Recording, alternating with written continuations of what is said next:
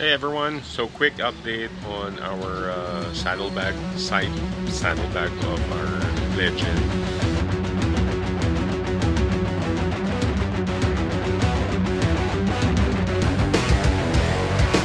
So, as you see, binalik ko yung bracket and yung top box ko yung GV Flow na 35 liter. Ang laki niya, di ba? And now, yung side saddle na ikabit ko na rin dito. Ayan. Ayan, so yung tali niya pala dapat ganito. Yung parang isang ganunan lang. Tapos dito walang tali. Pero tinuloy ko na lang dito sa isang side. Tapos ninat ko lang siyang ganyan.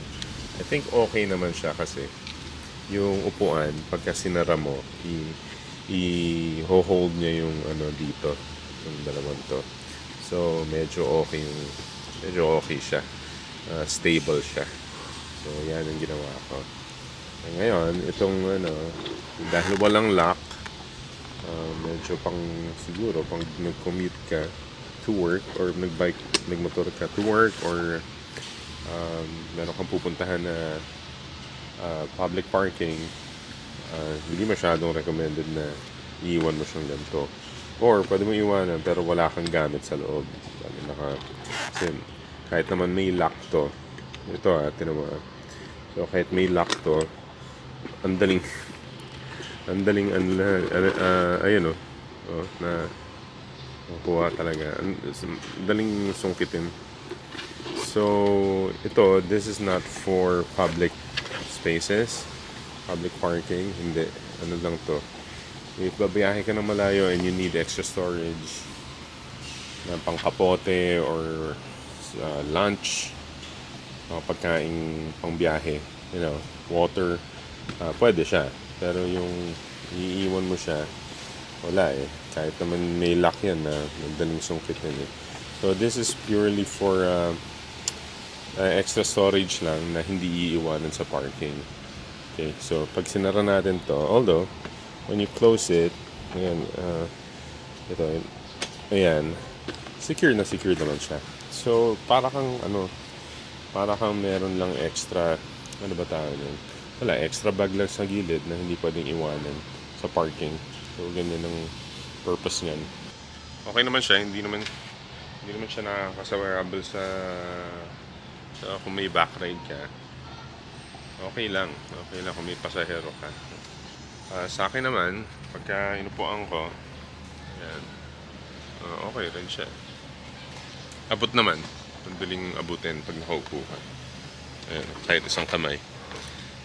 Ayan, madaling abutin pagka even this side, and then okay.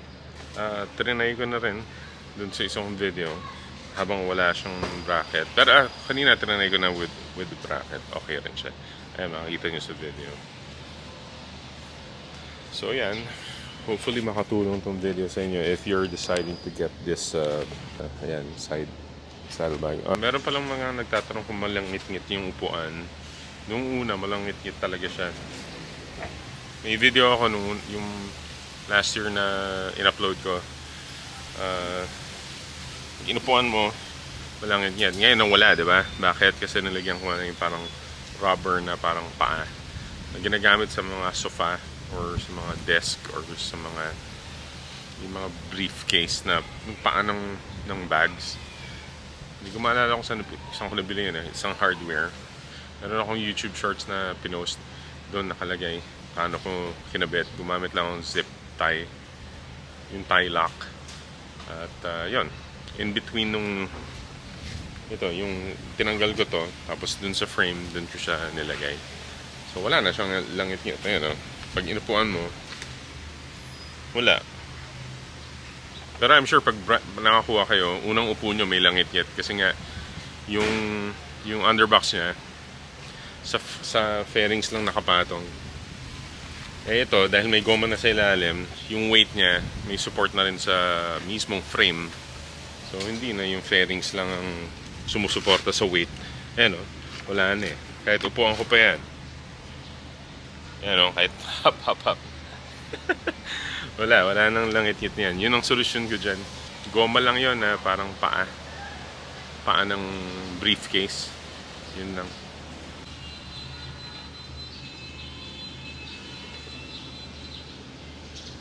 Ito pa isa pang laging tinatanong. Ito, as car sticker lang to na ginupit ko. Sinukat ko lang yung gaano kalapad kung gustong design. Tapos, ayan, hanggang dito. So, sukat nyo lang. Tapos, ginupit ko. Pwede kayong gumawa ng yung Joy Ultra at water solution. Tapos, lagay nyo muna dyan. Para pag nilagay yung sticker na nagagalaw nyo pa. Tapos pagka nalagay nyo na siya sa tamang lugar, punasan nyo.